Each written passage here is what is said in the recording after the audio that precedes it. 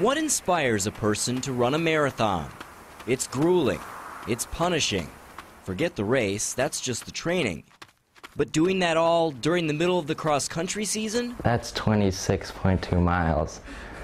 It was crazy, but I decided why not. Maq Collins felt it was so important to do, even if it affected his high school season for Apple Valley, for one simple reason: to raise money for clean water in Africa through World Vision. Giving someone such a basic thing like water is something that kids especially should not have to worry about.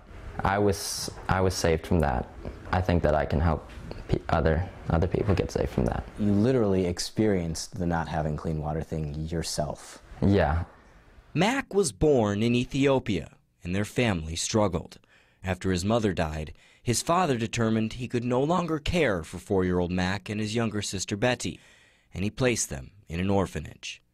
There were these 2 children among other children there. Jeff Collins first met Maq and Betty when he and his wife Margaret were in Ethiopia to adopt their first daughter, McCoy. And then later that year, after we'd come home, noticed they were on a waiting list through our adoption agency.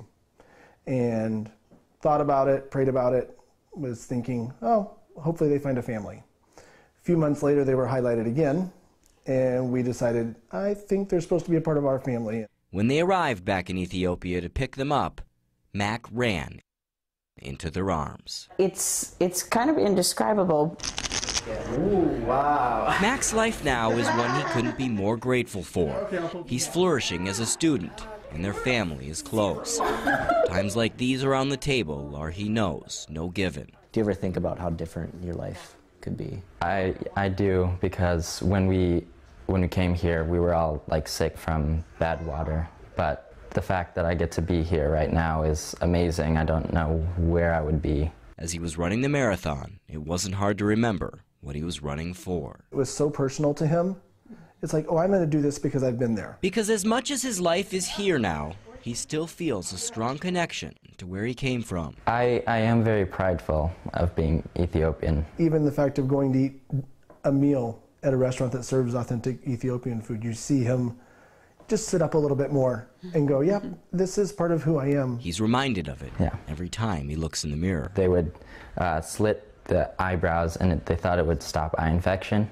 I usually get questions. They're like, whoa, what happened? Are you okay? I'm like, yeah. Some people say, that looks awesome. Someone's like, that's weird. But I think it's pretty awesome. Maq raised almost $500 with his marathon. That will give 10 people in Africa clean water for life. My first thought is that his dad would be so proud of him. He's such a good student and just this beautiful human being as well. I think his dad would be so proud of him. I'm in a position where I can give back, so why not do that? David McCoy, WCCO 4 Sports.